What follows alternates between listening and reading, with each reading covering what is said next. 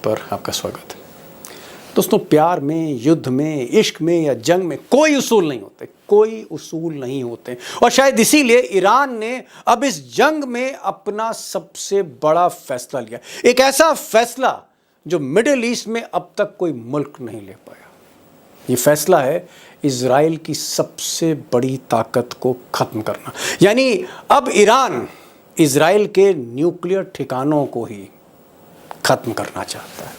और बड़ी खबर यह है कि ईरान ने अब इजराइल के शहर डिमोना के पास उसके सबसे बड़ी न्यूक्लियर साइट पर मिसाइल से निशाना साधा है। अब इजराइल को बड़ी चेतावनी देते हुए, लास्ट वार्निंग देते हुए, ईरान ने उसके सबसे बड़े न्यूक्लियर साइट पर, इजराइल के सबसे बड़े न्यूक्लियर साइट पर जो डिमोना शहर से कुछ किलोमीटर दूर है, उसके पास, इस न्यूक्लियर साइट, परमाणु साइट के पास मिसाइल दागी। दरअसल ईरान ने एक मैसेज दिया और मैसेज ये था कि तेहरान अब इजराइल के सबसे बड़े न्यूक्लियर एसेट, न्यूक्लियर साइट के बिल्कुल करीब पहुंच चुका है और जब चाहे तब इजराइल की सबसे बड़ी ताकत को एक झटके में तबाह कर सकता है। This was the message. ये एक मैसेज था जिसने कहीं ना कहीं इजराइल को, नेतन्याहू को, यहां तक कि वॉशिंगटन को हिला दिया है। दोस्तों, इसे ईरान की हिम्मत कहें या वॉर स्ट्रैटेजी करें, मिलिट्री स्ट्रैटेजी करें, लेकिन इस निशाने के बाद, इस नए टारगेट के बाद कहीं ना कहीं नेतन्याहू जो प्राइम मिनिस्टर हैं इजराइल के, वो बहुत ज़्यादा प्रेशर में, और शायद इसीलिए वो किसी ना किसी बहाने के ज़रिए इस जंग को रुकवाना चाहते हैं। और यही कोशिश ट्रंप की है और उनके जो मित्र देश हैं, यानी ब्रिटेन, फ्रांस, जर्मनी, उनकी भी कोशिश है कि किसी तरह से खामेनेई को, जो सर्वोच्च नेता हैं ईरान के, उनको एक नेगोशिएशन टेबल पर लाएं, कुछ बातें उनकी माने, कुछ बातें अपनी मनवाएं और इस युद्ध को कहीं ना कहीं विराम दे दें, सीज फायर करते हैं। लेकिन खामनेई का कहना है कि हम भी चाहते हैं कि युद्ध विराम हो, सीज फायर हो, कत्लो गारत अब आगे ना हो, लेकिन एक शर्त है, और शर्त यह है कि सबसे पहले इजराइल को गाजा से हटना होगा, पूर्णतः वहाँ पर शांति स्थापित करनी होगी गाजा में, फिलिस्तीनियों को उनका हक देना होगा। ये खामनेई जो है बार बार बात को एनफोर्स कर रहे हैं कि अगर ऐसा आप करते हैं तो हम बातचीत के लिए तैयार हैं, और बाकी बातें जो हैं उसका मसौदा तैयार करने में देर नहीं। सवाल इस बात का है कि क्या इजराइल अब पीछे हटेगा, क्या ट्रंप ये समझाएंगे, क्या बाजी पलटेगी। अब दोस्तों, बड़ी खबर पर आने से पहले एक बार इस बात का जिक्र ज़रूर करना मैं ज़रूरी समझता हूँ कि आखिर खामनेई और उनकी टीम क्यों चाहती है कि इजराइल के अब परमाणु ठिकाने, उनको ही टारगेट किया जाए।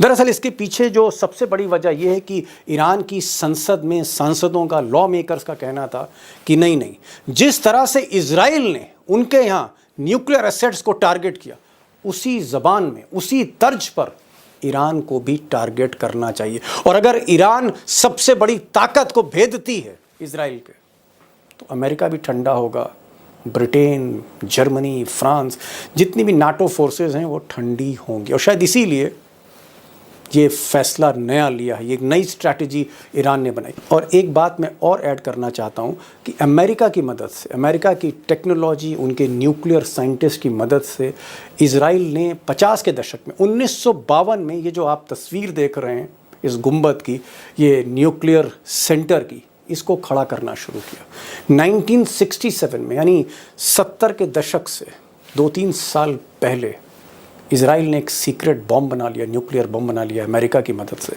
और उसके बाद कहीं ना कहीं वो हावी होने लगा मिडिल ईस्ट पर। ये जो सारी ताकत है, जो सारा गुमान है इजराइल का, इसके पीछे यही इमारत है, और इसी इमारत को अब निशाना बनाना चाहते हैं खामनेई। सवाल इस बात का है, और सबसे बड़ा सवाल है आज का, कि अगर खामनेई परमाणु हथियारों को, परमाणु असेट्स को, न्यूक्लियर साइट्स को निशाना बनाते आने वाले दिनों में, तो फिर होने क्या जा रहा है? क्या ये जंग रुक जाएगी?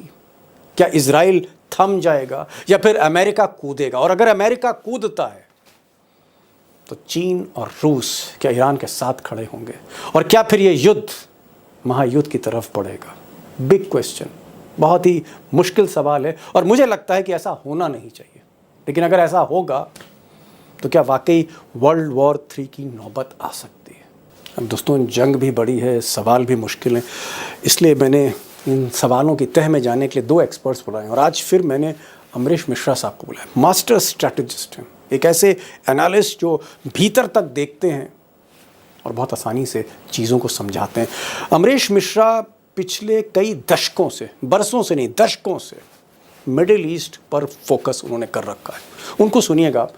और हमारे साथ काज़मी साहब होंगे। काज़मी साहब आप कह सकते हैं ईरान में जाकर रिपोर्टिंग कर चुके हैं, फ़िलिस्तीन में जाकर रिपोर्टिंग कर चुके हैं, मिडिल ईस्ट में जाकर रिपोर्टिंग कर चुके हैं। उनका जो नेटवर्क है हिंदुस्तान में, वो एक ऐसे शख्स हैं, एक ऐसे जर्नलिस्ट हैं जिनका सबसे बड़ा नेटवर्क ईरान में, मिडिल ईस्ट में, यूएई में, कतर में, सऊदी अरब में, हर जगह है। और शायद इसीलिए मैंने उनको बुलाया, क्योंकि जो ताज़ा जानकारियाँ हैं जो आपको कहीं मिलती नहीं, वो जानकारियाँ काज़मी साहब के पास होती हैं। तो काज़मी साहब को सुनिए, मिश्रा जी को सुनिए। अमरीश जी, बड़ी बारीक निगाह है, कुछ लोग कहते हैं बाज की निगाह रखते हैं आप इजराइल और ईरान पर।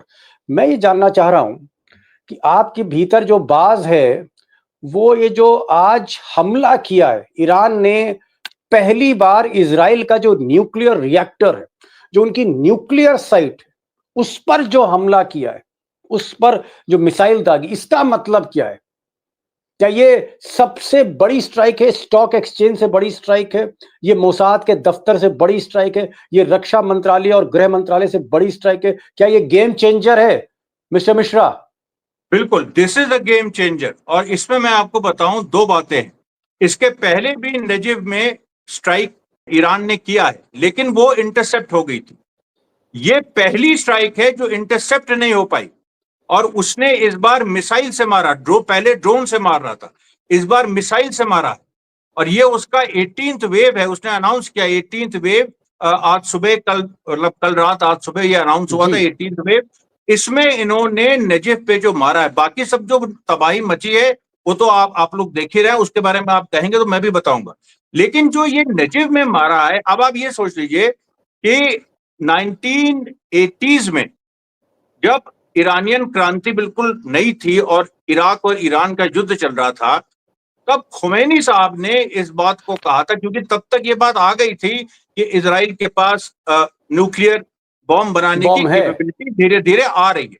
तो खुमैनी साहब ने कहा था कि आने दो, उसको आने दो, हम भी देखेंगे कि वो कब तक टिकेगी। और ये उन्होंने 1980s में कहा था। ओहो, मतलब आप कह रहे हैं कि जो मौलाना खोमेनी का जो टारगेट था, सपना था, उसको खामनेई पूरा कर रहे हैं, अंजाम दे रहे हैं। भाई उसके पीछे देखिए, उसके पीछे जो खोमेनी साहब का भी जो कहना था, जो खामनेई साहब पूरा कर रहे हैं, वो यही था कि इजराइल एक न्यूक्लियर पावर बनके मिडिल ईस्ट पे दादागिरी करेगा और अल्टीमेटली ग्रेटर इजराइल बनाएगा। अमरीश भाई, ये जो आज मिसाइल अटैक आप बात कह रहे हैं कि ये सीधे न्यूक्लियर प्लांट पे, न्यूक्लियर साइट पे हुआ है, यानी जो दिल की धड़कन है उसी पर हमला है इजराइल का, यानी इजराइल की जो सबसे बड़ी ताकत है, उसकी जो पूरा गुरूर है, उसी पर स्ट्राइक है।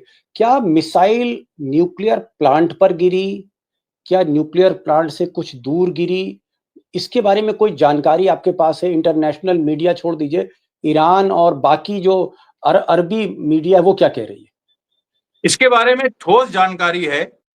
20 किलोमीटर के रेडियस में गिरी है। ओह, बिल्कुल बिल्कुल क्लियर है, 20 किलोमीटर के रेडियस में गिरी है। और इसका मतलब है, जो एनालिस्ट का कहना है, इजरायलीज का कहना है, कि इसका मतलब है कि इनको पता है कि डिमोना की साइट एग्जैक्टली कहां है। और आप देख लीजिए, जो सिज्जिल मिसाइल है, वो उसका जो मार्जिन ऑफ एरर है वो केवल 5 मीटर है। तो अभी ये सिज्जिल नहीं छोड़ी है, अभी ये उससे इंफीरियर मिसाइल है जो 20 उसमें के इर्द गिर्द ये गिरी है डिमोना के। और सिज्जिल अगर छोड़ दी, जिसका 5 मीटर केवल एरर, मार्जिन ऑफ एरर है, तो सोचिए क्या होगा। मतलब आप कह रहे हैं कि सेजिल मिसाइल जो हाइपरसोनिक मिसाइल है, सबसे खतरनाक है ईरान के पास, उसका जो मारक क्षमता है, उसकी जो एक्यूरेसी है, जो सटीक मार करती है, वो 5 मीटर यानी 5 मीटर के भीतर निशाना साध लेती है। और अभी 20 किलोमीटर दूर गिरी, आप कह रहे हैं? हाँ, 20 किलोमीटर जी, 20 किलोमीटर 20 किलोमीटर दूर गिरी है। यानी एक तरह का ये ट्रायल लिया है कि हम तुम्हारे न्यूक्लियर साइट से सिर्फ 20 किलोमीटर दूर हैं और हम बिल्कुल 5 मीटर तक पहुंच सकते हैं, ये बिल्कुल कहना चाह रहा है ईरान। बिल्कुल बिल्कुल 100% यही ओ माय यही गॉड, पॉइंट है, यही यही। पॉइंट। मैं आ रहा हूं, मैं जरा इनसे पूछ लूं भाई, आप तो काजमी साहब, दोनों निगाहें आपकी जो है उसी जगह गड़ी हुई हैं इजराइल पर इस वक्त। मैं ये जानना चाह रहा हूं कि ये जो आज ब्रेकिंग न्यूज दी मिश्रा जी ने कि साहब पहली बार, for the first time in 40 years, पहली बार 40 साल में पहली बार किसी मुल्क ने हिम्मत करी और इजराइल की जो सबसे बड़ी ताकत का प्रतीक है, उसका जो न्यूक्लियर साइट है उस पर एकदम करीब जाके मिसाइल छोड़ी है। क्या आप बता सकते हैं कि ईरान का अगला स्टेप क्या होगा? What will be the next step sir, mister Kazmi? देखिए, ईरान ईरान पूरी तरह से इजराइल को सजा देने के मूड में है, हर तरह से। जब तक वो पैरों में ना गिर जाए तब तक वो सजा जारी रहेगी। और ये आपको मैं बता दूं, ट्रू प्रॉमिस 2 के वक्त पर भी जो मिसाइल आसमान में उड़ के आई थी वो डिमोना से ऊपर से गुजरती हुई गई थी। ये बताया था कि हमारी पहुंच में डिमोना है। तो वो वहां अब सिर्फ फैसले लेने की बात है कि कब कब किस किस स्टेज में क्या क्या करना है। अभी हमने सिर्फ 8-9 दिन की जंग देखी है। अगर ये इसी तरह से कदम ब कदम आगे बढ़ते चले गए, डिमोना तक पहुंच गए, तो आगे क्या क्या कर सकते नहीं साहब, वो कह रहे हैं वहां पहुंच गए हैं। 20 किलोमीटर, सिर्फ 20 किलोमीटर की दूरी है, पैगाम पहुंचा दिया है। मैं ये जानना चाह रहा हूं, आपकी जो बातचीत हो रही है ईरान में पत्रकारों से, आपकी तेहरान में जो पत्रकारों से बातचीत हो रही है, उनसे आपको हिंट क्या मिल रही है? क्या अगला बड़ा निशाना, फाइनल निशाना ये न्यूक्लियर साइट है इजराइल की? सबसे बड़ी ताकत पर चोट करने जा रहा है ईरान, क्या ऐसा है कुछ? यकीनी तौर पर ईरान अपनी बेहतरीन ताकत का इस्तेमाल करेगा, जिसमें न्यूक्लियर यकीनी तौर पर उनका निशाने पर है। अभी जो तेहरान से मैंने आज बात की है उसमें बहुत साफ ये बताया जा रहा है कि अब ईरान में तैयारी अमेरिका से लड़ने की है। ओहो, पॉसिबिलिटी है या नहीं है ये नहीं सोचा जा रहा है, आएगा तो हमें क्या क्या करना है। तैयारी है अमेरिका के खिलाफ लड़ने की। अब से पहले भी हम बात करते रहे हैं, वहां पर यह कहा जाता कि इजराइल तो उसका एजेंट है, ये कुछ भी नहीं है हमारे सामने, हमें अमेरिका से लड़ाई है हमारी। मैं आऊंगा, मुझे कई सवाल आपसे पूछने काजमी साहब। मुझे ये भी पूछना है कि चाइना के जो 2 जहाज पहुंचे ईरान में, वो कौन से खिलौने लेकर गए हैं?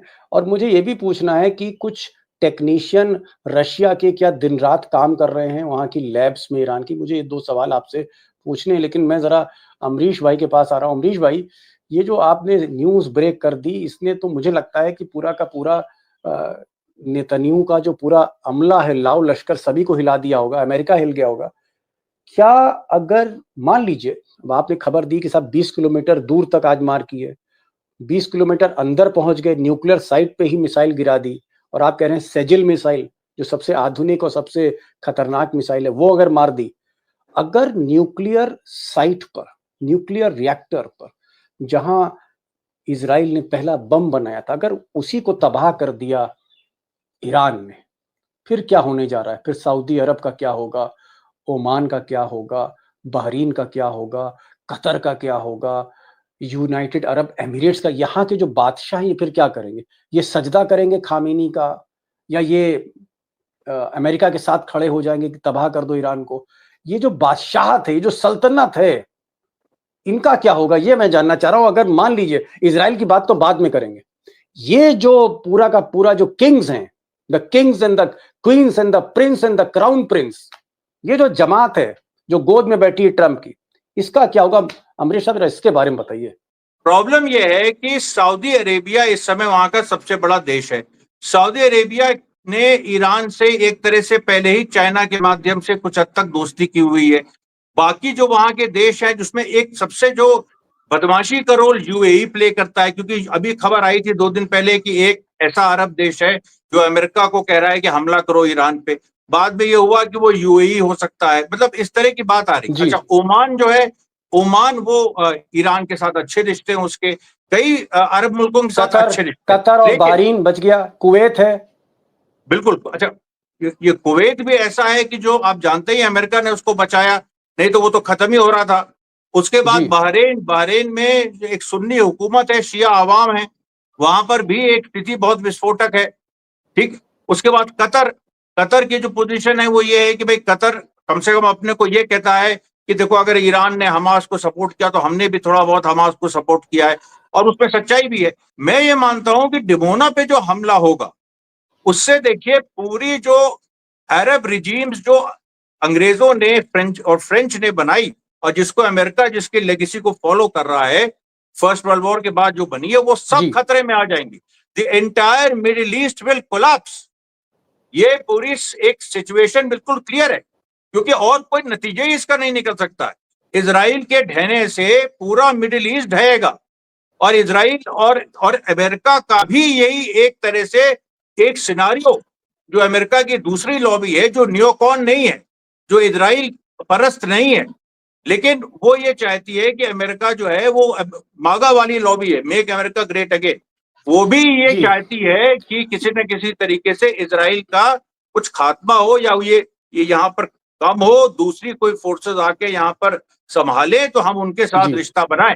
बड़ी बात करी अमरीश साहब, मैं आऊंगा आपके पास आऊंगा, लेकिन मैं जरा काजमी साहब से कुछ ताज़ी खबरें जान लूं, अंदर की क्या है, जो कहीं खबरें मुझे दिखती नहीं है।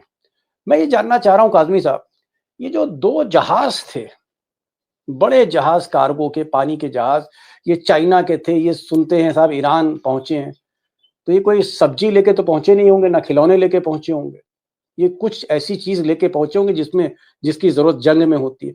और उधर रूस के टेक्नीशियन भी लगे हैं, बहुत कुछ चीजें कर रहे हैं। ये जो रशिया और चाइना है, क्या ईरान के साथ खड़ा हो गया है, और क्या अब ईरान को गोला बारूद की कोई कमी होने वाली नहीं है? यकीनी तौर पर रूस के साथ भी और चीन के साथ भी लंबी मुद्दत के स्ट्रेटेजिक एग्रीमेंट्स हैं, 25 साल का, 30 साल का, और वो बिल्कुल वहां आ गए हैं कि कोई लिमिट नहीं है हमारे ताल्लुकात की इस हालत में। बल्कि एक एनालिसिस ये भी है कि ईरान के साथ अगर पाकिस्तान की बात सच मान ली जाए, हालांकि उसे सच मानना जरा मुश्किल है, 3 ताकतें, 4 न्यूक्लियर ताकतें ईरान के साथ हैं, रूस, चीन, नॉर्थ कोरिया, और अगर पाकिस्तान को भी मान लिया जाए तो ईरान के लिए किसी भी किस्म की वो खतरा नहीं है जिस तरह से खतरा अब से पहले इजराइल की तरफ से दिखाया जाता रहा है। तो ये तैयारी है, और रूस के 600 टेक्नीशियन वहां काम कर रहे हैं, एक लंबे अरसे से बुशहर प्लांट पर काम कर रहे हैं, और वो एक पूरी दुनिया जानती है उस प्लांट के बारे में। तो ये चाइना की तरफ से जरूर वो मदद पहुंची है जिसकी ईरान को जरूरत है। जो मैंने अभी तेहरान से बात की वो ये कि ये दोनों मुल्क डिप्लोमेटिकली भी बहुत काम कर रहे हैं ईरान के सपोर्ट में, और उसके अलावा भी जो रास्ते हो सकते हैं मदद करने वाले वो कर रहे हैं। तेहरान से मैंने आज ही बात की है। जी, बड़ी बात कही काजमी साहब ने। काजमी साहब कह रहे हैं कि भाई चाइना और रूस जो भी कमी पेशी है, कहीं पर गोला बारूद की कमी है, या कहीं किसी चिप की कमी रह गई, या कहीं पर कोई मिसाइल का सिस्टम खराब हो गया, उन सबको रशिया ठीक कर रहा है, सप्लाईज जो हैं वो चाइना पहुंचा रहा है, कोई कमी नहीं होने दे रहे हैं। यानी चाइना, रूस पीछे से खड़ा है, सऊदी अरब भी चाहता है कि भाई निपटा दीजिए, अब देखा जाएगा जो कुछ है। और बाकी जो मुल्क हैं मिडिल ईस्ट में, बादशाहत को छोड़ के जो अवाम है, जो जनता है, जो मुस्लिम जनता है वहां की, वो चाहते हैं कि भाई ईरान आगे बढ़े किसी तरह से और इस बैटल को डिसाइसिव कर दे। लेकिन इतना आसान भी नहीं है, सच्चाई दोस्तों ये है कि इतना आसान भी नहीं, क्योंकि अमेरिका को हम कभी भी अंडर एस्टिमेट नहीं कर सकते, ये भी एक हकीकत है।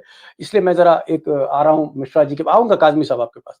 मिश्रा जी, मेरा सवाल ये है कि ट्रंप साहब ने 2 हफ्ते का वक्त दिया है, 15 दिन का वक्त दिया है खामनेई को कि भाई आप कोई ना कोई सॉल्यूशन तक पहुंचिए, समझौता कर लीजिए, किसी तरह का युद्ध खत्म करिए। यानी ट्रंप किसी तरह से इजराइल को बचाना चाहते हैं बिना युद्ध लड़े। अगर ये 2 हफ्तों में ईरान जो है वो कोई सॉल्यूशन नहीं देता है, झुकता नहीं है, कंप्रोमाइज नहीं करता है, और अमेरिका फिर इस युद्ध में मजबूरन शरीक होता है, तो क्या आपको लगता है ये युद्ध वर्ल्ड वॉर की तरफ बढ़ेगा?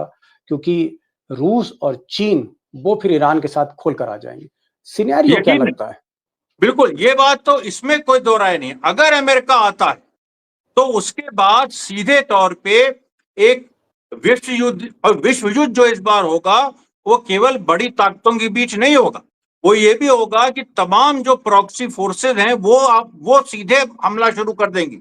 और इस समय आप टैक्टिकली देखिए, आप पूरे मिडिल ईस्ट का मैप देखिए, अमेरिका इजराइल घिरे हुए हैं, ईरान नहीं घिरा हुआ है। कहीं से भी आप देख लीजिए, पूरा मैप ड्रॉ कर लीजिए, अमेरिका इजराइल चारों तरफ से घिरे हुए हैं। आप फोर्सेस को पूरा देख लीजिए कि कौन किसकी फोर्स कहां है। अमेरिकन बेसिस घिरे हुए हैं, इजराइल घिरा हुआ है। सैन्य रूप से हम लोग कहते हैं कि already Iran has outflanked Israel and America, they have outflanked them. तो अब आप ये बताइए कि ऐसी स्थिति में जो भी सैनिक दिमाग होगा वो कैसे अमेरिका को अंदर इसमें घुसने देगा। फिर भी अगर अमेरिका घुसता है तो ये बहुत बड़ी चीज हो गई, क्योंकि फिर अभी तक हम इजराइल के खात्मे की बात कर रहे थे, अब हमें क्या अमेरिका के खात्मे की बात भी करनी पड़ेगी, ये सवाल है। अमेरिका के लिए भी एक बड़ा चैलेंज है। अमरीश जी कह रहे हैं कि अमेरिका को सोचना पड़ेगा। और वैसे भी दोस्तों, एक जो हाल में जो अमेरिकन मीडिया ने सर्वेस किए हैं, ऑनलाइन सर्वे हैं, इकोनॉमिस्ट के सर्वे हैं या सीएनएन के सर्वे हैं, इन सर्वे में 60% अमेरिकी जनता युद्ध नहीं चाहती। वो नहीं चाहती है कि उसके टैक्स का पैसा किसी दूसरे देश की मदद में युद्ध में झोंका जाए। वो वहां पर अमेरिका में डेवलपमेंट चाहते हैं। ट्रम्प का जो मेक अमेरिका ग्रेट अगेन नारा था, वो भी यही था कि हम युद्ध में पैसा खर्च नहीं करेंगे, हम अमेरिका पर पैसा खर्च करेंगे, वहां की जनता पर। तो पसोपेश में जो है वो ट्रम्प हैं। 15 दिन का समय है। इस 15 दिन में क्या खामनाई कंप्रोमाइज करते हैं, क्या खामनाई जो है वो तैयार हो जाते हैं कि भाई युद्ध विराम कर लिया जाए। काज़मी साहब, आप तो बिल्कुल लाइव वायर जैसे कहते हैं, तेहरान से आपका जो हॉटलाइन मिली हुई है, वहाँ के जो पॉलिटिकल लीडरशिप से आपकी बात हो रही है, क्या आपको अंदाजा लग रहा है कि खामनाई साहब के जहन में क्या है, माइंड में क्या है? क्या वो चाहते हैं कि भाई युद्ध विराम कर लिया जाए, सीज फायर कर लिया जाए, या फिर कुछ और इरादे हैं उनके? देखिए, उन्होंने अमेरिका के साथ बात करने से पहले भी कहा था कि ट्रंप पर भरोसा नहीं किया जा सकता। फिर सरकार ने बात करना चाही तो उन्होंने इजाजत दे दी। अब भी इस वक्त वो जंग को जारी रखना ज्यादा पसंद करेंगे। उसकी वजह यह है कि इजराइल ने इतने जुल्म किए हैं और ईरान के इतने प्रोमिनेंट लोगों को खत्म किया है जो बिल्कुल इंटरनेशनल कानून के खिलाफ है। तो ये बदला जरूर लेंगे। सजा देने का प्लान है, सिर्फ लड़ने का प्लान नहीं है। ये सजा जो है वो इजराइल को किन किन चीजों का नुकसान उठा करके सजा पूरी होगी, वो उनका एक सीधा सीधा पैमाना है। और थोपी हुई जंग के नाम पर, थोपी हुई जंग के आप कह सकते हैं बहाने से, अब ईरान को पूरी अपॉर्चुनिटी मिली है कि वो अपने पैमाने के हिसाब से इस हद तक तो जरूर कर दे जर्जर कि अगले झटके में वो मेडिटेरेनियन में जाकर के गिरे। ये पूरी सूरत हाल है और वो अमेरिका से लड़ने की तैयारी कर रहे हैं। अब पूरी तरह से अमेरिका से लड़ने की तैयारी है। ऐसी हालत में ना तो उनके पास सप्लाईज की कमी है, उनके पास बड़ी तादाद में आर्सेनल और हमले ये हथियार हैं, उसको कोई वजह नहीं है कि वो अब आसानी से अपनी बगैर शर्तें मनवाए वो बैठ जाए, ऐसा मुझे नहीं लगता। अमरीश साहब, मेरा जो सवाल है, हो सकता है कि आप उस पर जवाब देना पसंद करें, ना पसंद करें, थोड़ा सा हाइपोथेटिकल सवाल है। मेरा सवाल ये है कि मैं किसी तरह से नहीं चाहता हूं कि वर्ल्ड वॉर हो, लोगों का जान माल का नुकसान हो बहुत बड़े पैमाने पर, कत्लो गारत हो हर तरफ। ये मुझे लगता है कि आज के दौर में ऐसा सोचना ठीक नहीं है। ये जंग कैसे रुक सकती है, ये मुझे बताइए। अंतिम सवाल, ये जंग रुकेगी कैसे? जंग के साथ नहीं खड़ा होना चाहिए, जंग कैसे रुकेगी? देखिए, इजराइल फिलिस्तीन पे कब्जा छोड़ दे, सीधी बात है। वही एक, और मेरे ख्याल से ट्रंप अंत में वही उनके पास एक इजराइल को बचाने का गेम है कि वो ये अनाउंस कर दें कि गाजा से इजराइल हटेगा, गाजा में सारी जो शर्तें हमास की हैं वो हम मानने को तैयार है।